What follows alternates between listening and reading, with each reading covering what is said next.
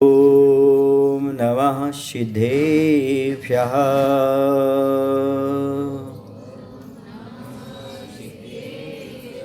हे भव्यात्माओं, ॐ नमः सिद्धेभ्यः। ॐ नमः सिद्धेभ्यः। नमः श्रीवर्धमानाय निर्धूतकलिलात्मने सालोकानां त्रिलोकानां यद्विद्यादर्पणायते यद्विद्यादर्पणायते। बोलिए अहिंसा परमो धर्म की। देवादिदेव मूल नायक श्री पारसनाथ भगवान की। आचार्य जी गुरुदेव भवन श्री विद्यासागर जी महाराज की। आचार्य समय सागर जी महाराज की।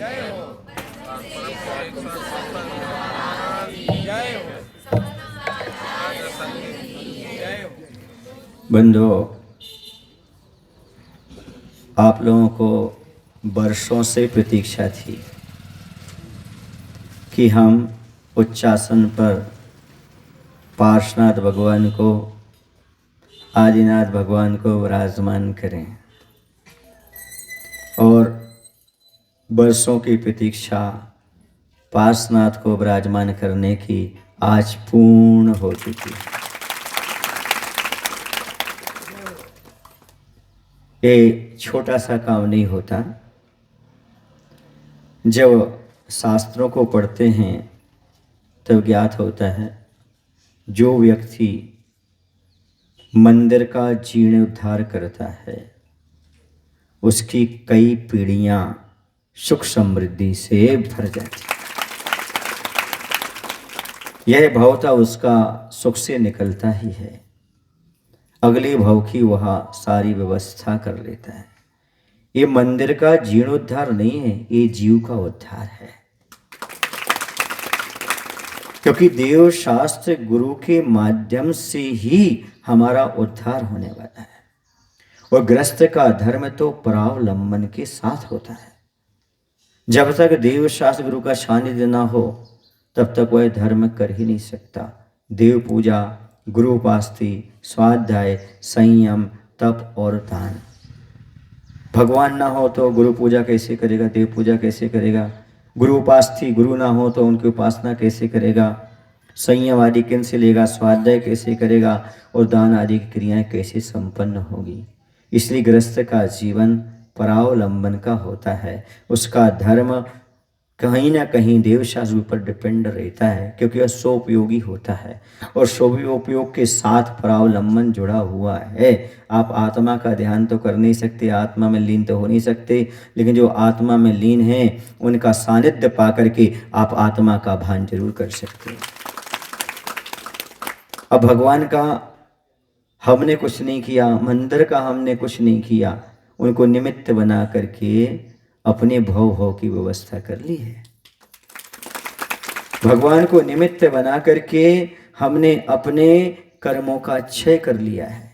भगवान को निमित्त बना करके हमने अपनी आत्मा को निर्मल और पवित्र बनाने का भाव किया है। हम भगवान को उच्चासन नहीं दे सकते, ये निश्चित है, क्योंकि भगवान तो सिद्धालय में जाकर के विराजमान हो गए, लेकिन स्थापना निक्षेप से जो हम उच्चासन में विराजमान कर रहे हैं, ये अपने उच्च पदों की तैयारी कर रहे हैं। अपने स्वयं की उच्च पदों की तैयारी है ये।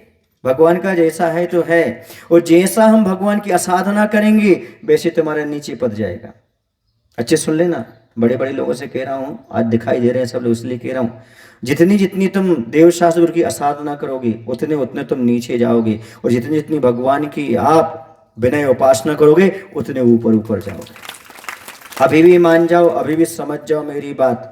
मैं आप लोगों के प्रति अहित नहीं चाहता हूँ, इसलिए मैं बार बार इस बात को कह रहा हूँ। अभी भी समझने की आवश्यकता है। सामंजस्य के साथ जो भगवान की असाधना का आयाम आप रख रहे हो उसको थोड़ा सा विराम देने का प्रयास करो। आपके कार्य ना रोकें, आपके कार्य भी हों और भगवान की हमेशा उपासना बनी रहे, उनका जो सम्मान है वो पूरा बना रहे, इसका ख्याल रख के काम करें। मेरा फोर्स किसी चीज के लिए नहीं है, क्योंकि कोई को नरक जाने से कोई रोक नहीं पाया, किसी को स्वर्ग जाने से कोई रोक नहीं पाया है, किसी की श्रद्धा को कोई धूमिल कर नहीं सकता, जबरन कुछ कर नहीं सकते। बस परिणाम है, हमारा भाव है कि आखिरकार आप इतने दिन तक गुरु की भक्ति की, भगवान की भक्ति की, और मेरा कर्तव्य बनता है सच्चा मार्ग दिखाना। मैं नहीं चाहता कि मेरा कोई भक्त गरीब बने, मैं नहीं चाहता देवशास्त्र गुरु का भक्त आगे चल के दुखी हो, मैं नहीं चाहता देवशास्त्र गुरु का जो भक्त है वो अगले भव में दुर्गति का पात्र हो। इसलिए करुणा बस कभी कभी उपदेश देने की भावना उत्पन्न हो जाती है। तो आचार्य लिखते हैं कि राई के दाने के बराबर भी प्रतिमा को स्थापित करने वाले जीव का गुणगान गणधर परमेष्ठी भी नहीं कर पाते।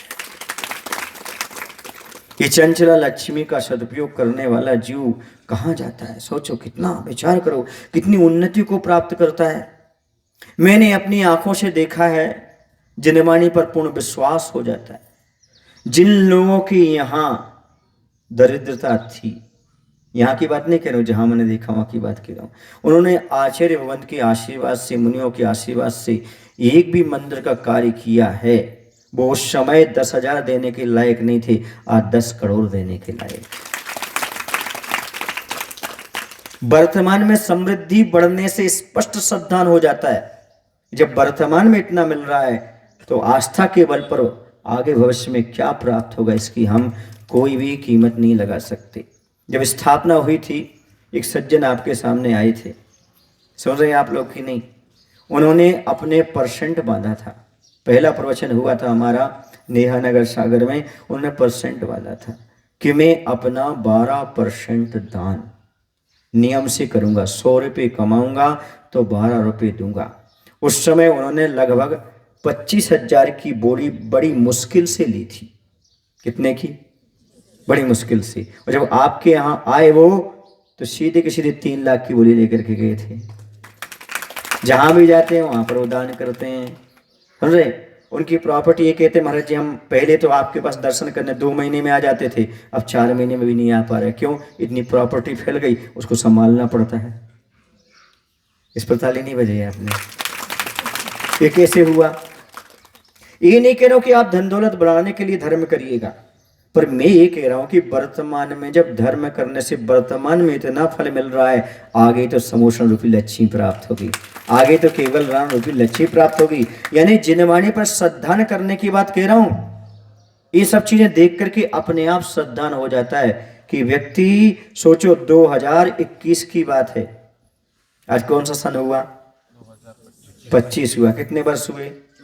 4 वर्ष में क्या व्यापार से लोग इतना बढ़ जाएगा क्या? बोलो, 25,000 से क्या करोड़ों पर पहुंच जाएगा क्या? कैसे पहुंचा वो? पुरुषार्थ तो किया उसने, व्यापार तो किया, लेकिन साथ में उसने दान और धर्म किया, उसका फल है इतना सारा उसको प्राप्त हो रहा है।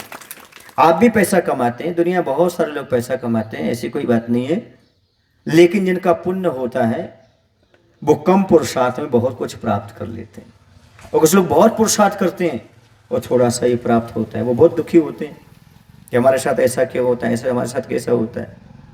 मैं जब 2011 में गुना में प्रवेश किया, गुना जिला है मध्य प्रदेश का, तो एक सज्जन की बहुत बड़ी हवेली थी, उनके यहाँ आहार चर्या हुई हमारी। देख करके लगा इतना बड़ा ये सब काम झामेन किया। आहार करके आया और कक्ष में बैठा, उन्होंने हाथ जोड़कर निवेदन किया, महाराज जी हमारे यहाँ बहुत बड़ी समस्या है। मैं तो सोच रहा था भाई इतनी बड़ी हवेली, इतना सब कुछ है, ये समस्या कौन सी आ गई? बोले महाराज जी मैं 3 वर्ष से 3 लाख रुपए की लॉस में जा रहा हूं। क्या? हर वर्ष 3 लाख रुपए का लॉस होता है। इतना बड़ा व्यापार है मेरा, और दुनिया को ये मालूम है कि करोड़ों कमा रहे हैं। मैं आपसे बता रहा हूं। मैंने कहा भाई ऐसी कौन सी बात हो गई? बोले महाराज जी इसका निदान बता दो आप।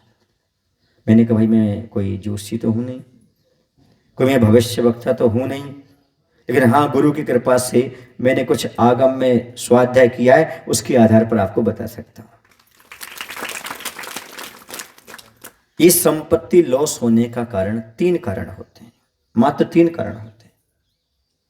पहला कारण होता है पूर्व कर्म का उदय।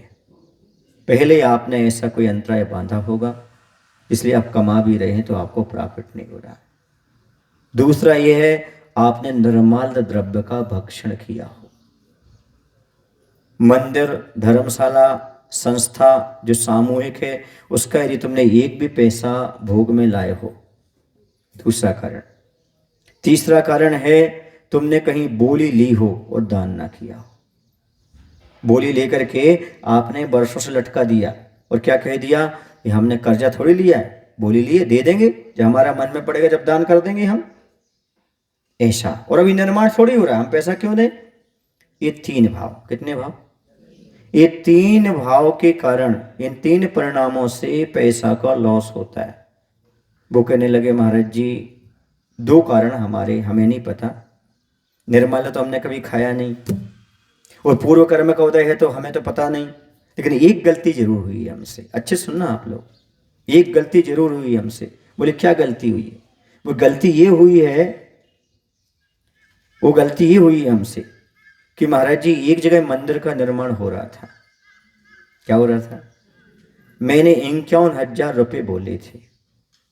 वो मंदिर का निर्माण तो हो रहा है पर वाद विवाद चल रहा है, मेरा मन दान देने का नहीं है। हमने कही कब की बात है, बोले 4 साल पुराने। हमने कहा लॉस कब से हो रहा, बोले 3 साल से। सुन रहे ना। हमने कहा एक काम करो, आज ही उनको 51,000 दे के आ जाओ, उन्हें जो करना है सो करें, जो करना है सो करें, दे करके आ जाओ, तुम्हें कोई दोष नहीं लगेगा। वो जाकर के 51,000 दे करके आ गए। 2 महीने नहीं होंगे हमारे पास आ गए, महाराज 6 लाख का प्रॉफिट हो गया है। मायना समझ रहे हो। गुरु क्यों होते हैं, गुरु की आवश्यकता क्यों पड़ती है जीवन में, क्योंकि आपको अपनी गलती का स्वयं भान नहीं होता।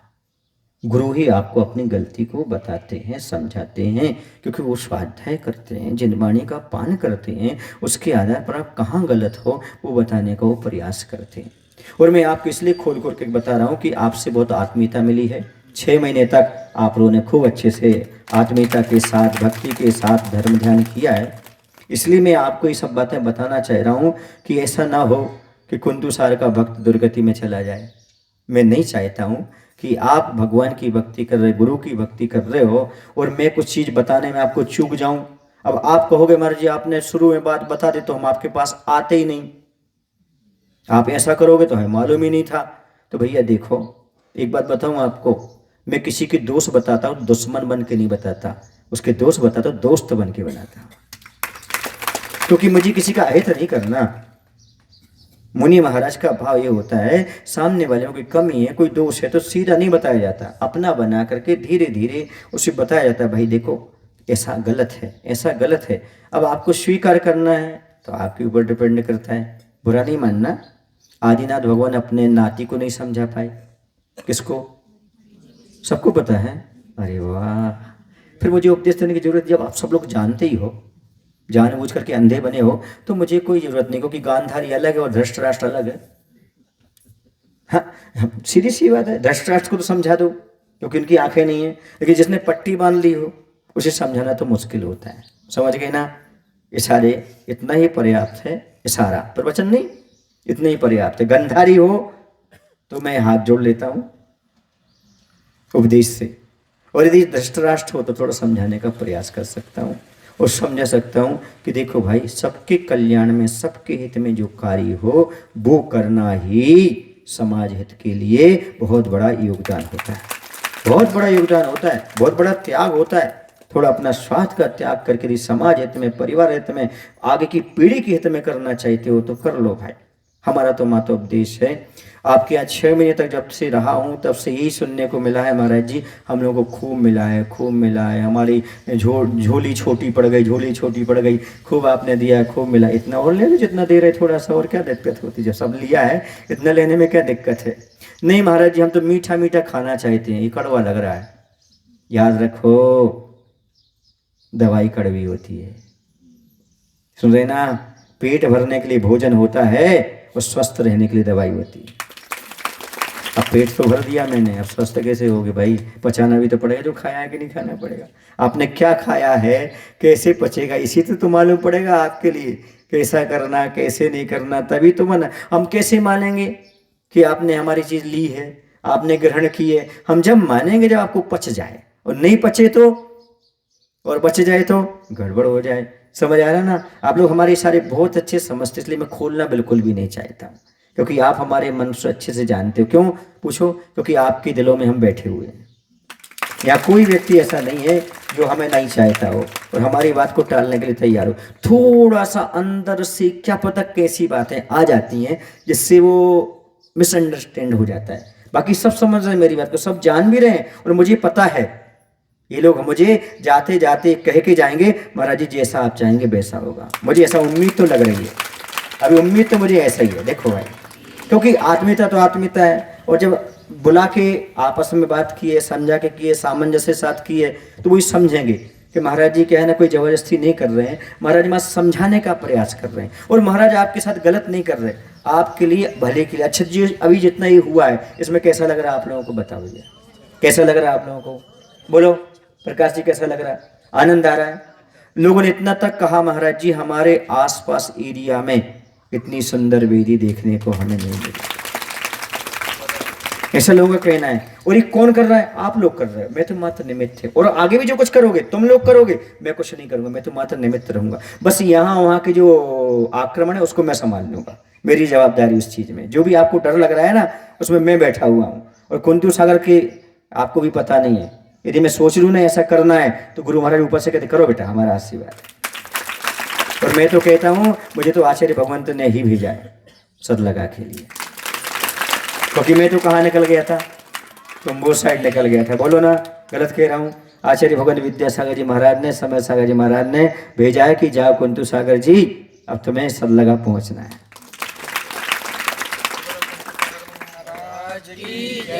एक बात और बताऊं, मैंने इतना किसी को नहीं डांटा आज तक, मेरा रिकॉर्ड देख लेना आप। जितना मैंने सदा लगा के लोगों को डांटा है, शायद मैंने किसी को नहीं डांटा। पूछो क्यों? अपने बालों को तो खींचा जाता है, और अपने बालों को तो खींचा जाता है, लेकिन डांट मेरी काम आ रही है। क्यों आ रही है? आज जो आपके चेहरे पर प्रसन्नता है, जो उत्साह है, जो मंदिर का निर्माण जो किस किस्म का, ये बता रहा है महाराज जी आपकी डांट का कोई साइड इफेक्ट नहीं है। क्यों? क्योंकि आप समझ गए थे मुझे कि महाराज जी जो करेंगे हमारे समाज के हित में करेंगे, सबके हित में करेंगे, सबके भले में होगा। बस एक काम और आप लोग विचार कर लो, जो आप लोगों के लिए विचारहीन रखा है उस पर विचार करके अच्छी व्यवस्था कर लो, साइड में कर लो, मुझे कोई दिक्कत नहीं, अच्छे से करो। आपकी आराधना को मैं रोकने वाला नहीं, आपकी चीज कुछ करने वाला नहीं, लेकिन हम ये चाहते हैं कि भगवान की आराधना ना हो। क्या भाव है मेरा? वो कुछ नहीं, किसी के हमारा अपमान करने का भाव नहीं है, भगवान की आराधना नहीं होना चाहिए। बीतरागी की उपासना बीतरागी जैसी करो, और जिसका जैसा आपको करना उसके बारे में कुछ बोलना नहीं चाहता, बस बीतरागी उपासना तो बीतरागी जैसे होना चाहिए। बोलो गलत कह रहा हूँ? ये बहुमान, ये सम्मान यदि आप लोग कर सकते हो तो एक काम और कर लो। मैं तो ये मानता हूँ कि 4 महीने की गुरु दक्षिणा हो जाएगी आपकी। हमारे गुरु कुछ नहीं लेते, हमारे गुरु कुछ नहीं लेते, सुने ना? लेकिन बीतराग भगवान का अपमान ना हो, बस यही गुरु दक्षिणा देने का प्रयास करें।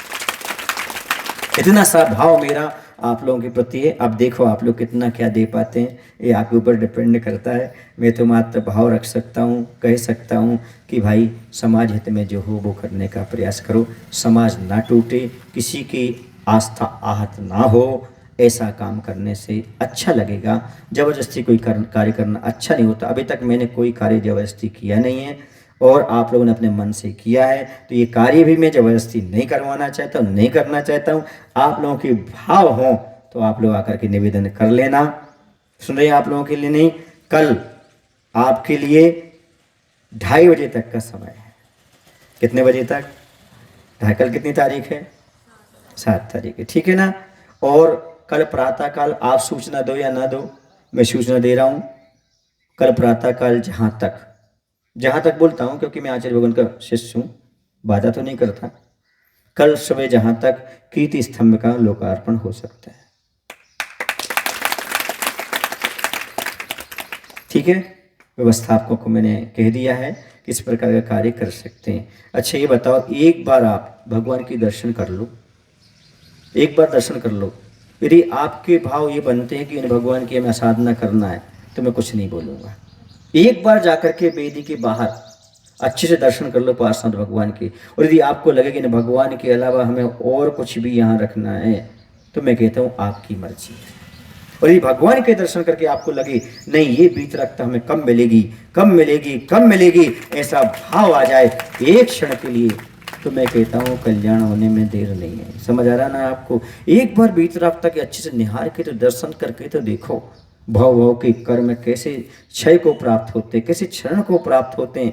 एक बार उन भगवान का दर्शन करो। मैं सही बता दूं आपको, आचार्य भगवंत ने हमें जो मर्म दिया, जो धर्म दिया है, वो आज तक किसी को कभी कोई प्राप्त नहीं हुआ है। आप देख रहे हैं, आप जान रहे हैं, आप समझ रहे हैं, इतने बड़े बड़े विशाल विशाल मंदिरों का निर्माण, इतने बड़ा लोगों को पसीना आ जाए, लेकिन आचार्य भगवंत की बीत रखता ने सारा कमाल करके दिखाया।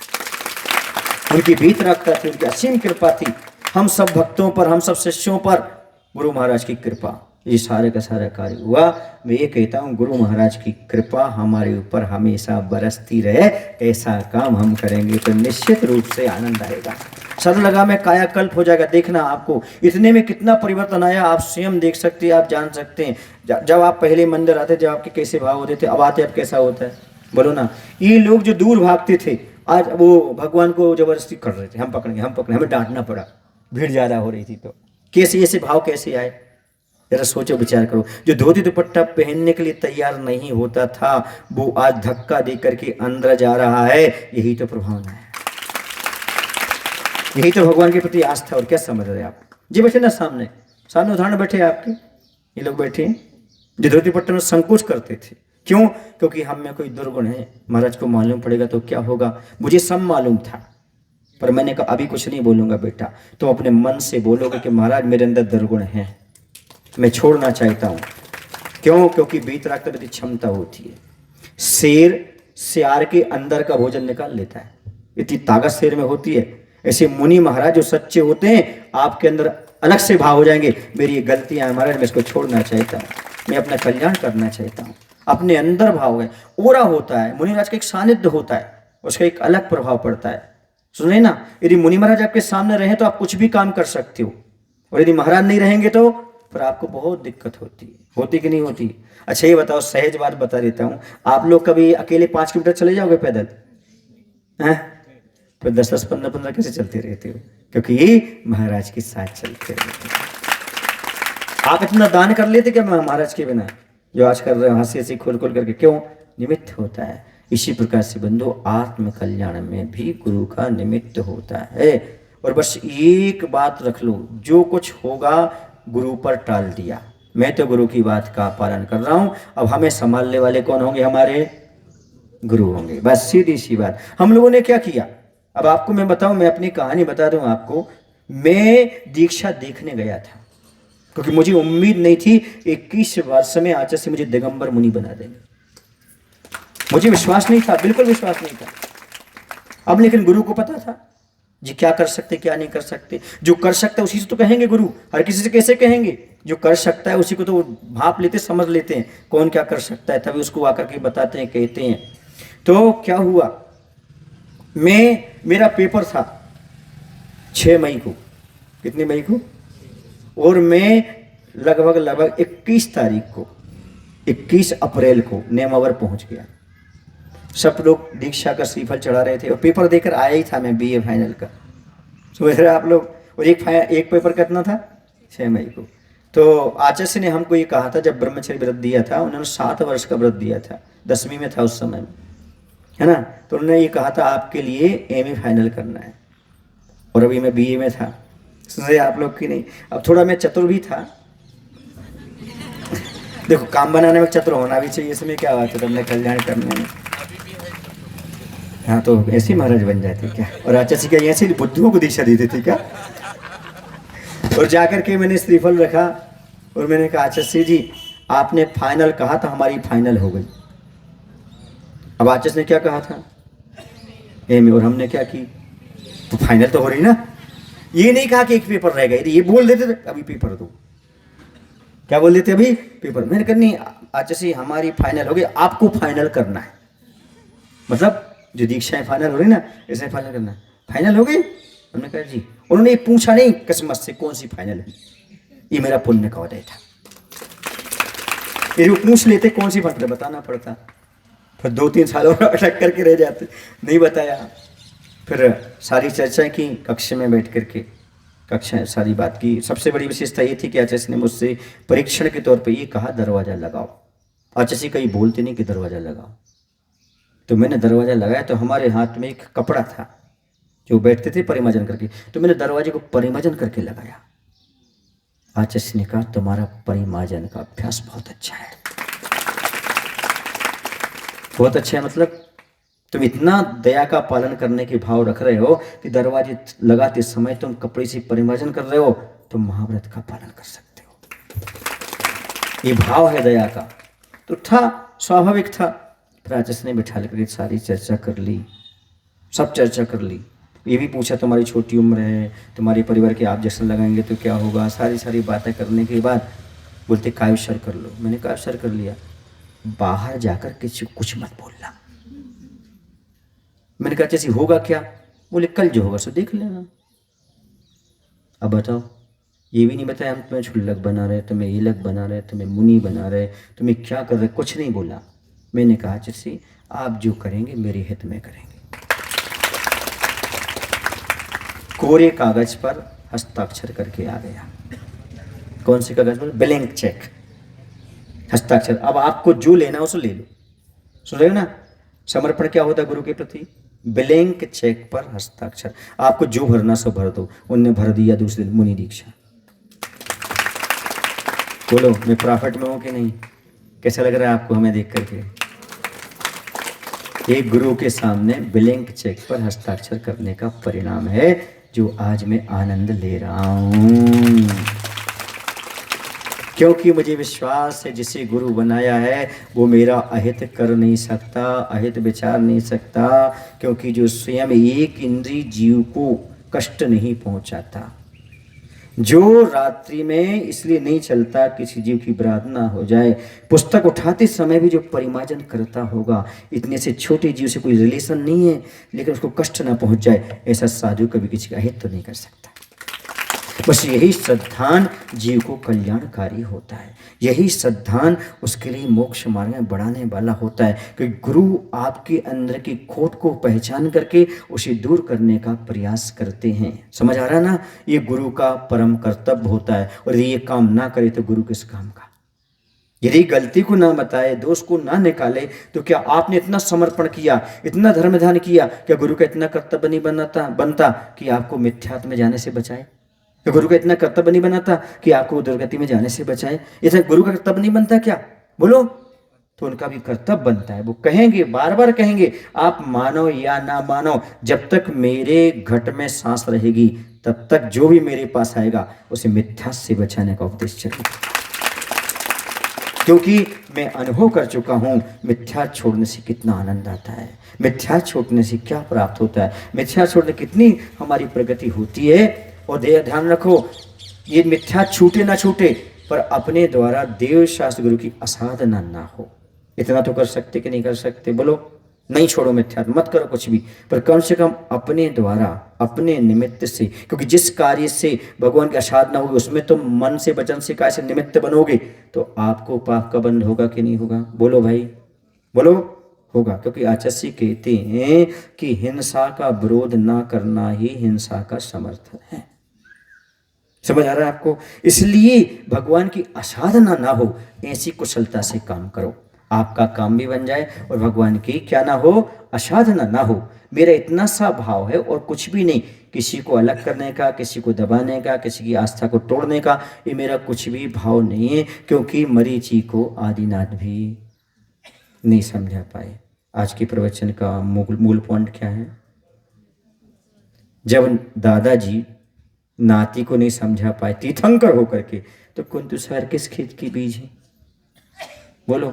समझा तो मैं नहीं पाऊंगा, आपके भाव को बदल तो नहीं पाऊंगा, लेकिन फिर भी इतना अवश्य कहूँगा, कम से कम देव शास्त्र गुरु की अपने निमित्त से असाधना नहीं होना चाहिए। इतना मेरा भाव है, इसको आप सहजता से स्वीकार कर लो तो अच्छी बात है। मेरा तो यही कहना है, क्योंकि मुझे चाहने वाले तो यही कहेंगे कि महाराज जी जो करे वो होना चाहिए। बोलो ना, कितने लोग चाहते हैं? लाइट चली गई, कोई बात नहीं, ये लोग चाहते हैं ना? कितने लोग चाहते हैं कि देव शास्त्र की असाधना ना हो? जरा हाथ ऊपर करना। सब चाहते हैं, तो कोई बात नहीं, यदि सब चाहते हैं तो जो नहीं चाहते हैं उनको ये मेरे पास लाओ, जबरदस्ती नहीं करेंगे, उनको समझाएंगे, बताएंगे, भाई देखो देव शास्त्र गुरु की असाधना से बचने का प्रयास करो, इसमें हमारा भी कल्याण है, आपका भी कल्याण है, इस प्रकार से अपन काम कर सकते। और नहीं आते हैं ना, तो मैं तो ये कहता हूँ कुछ लोगों को छोड़ने से ही फायदा है, क्योंकि समाज हित में कार्य करो। जो नहीं आते हैं, समझते नहीं है, तो उनको जब गुरु से मतलब नहीं है ना, और कभी कभी मंदिर आना उनको, कब? ऐसे लोगों की बातों पर ज़्यादा ध्यान नहीं देना चाहिए, जिन्हें महीने में एक बार मंदिर आना है, 2 दिन आना है, ऐसा आना है, तो उन लोगों की ज़्यादा बातों पर ध्यान ना देते हुए समाज हित में कार्य करें। मेरा ऐसा भाव है। बोली महावीर भगवान की जय। आज श्री गुरुदेव भगवान श्री विद्यासागर जी महाराज की जय।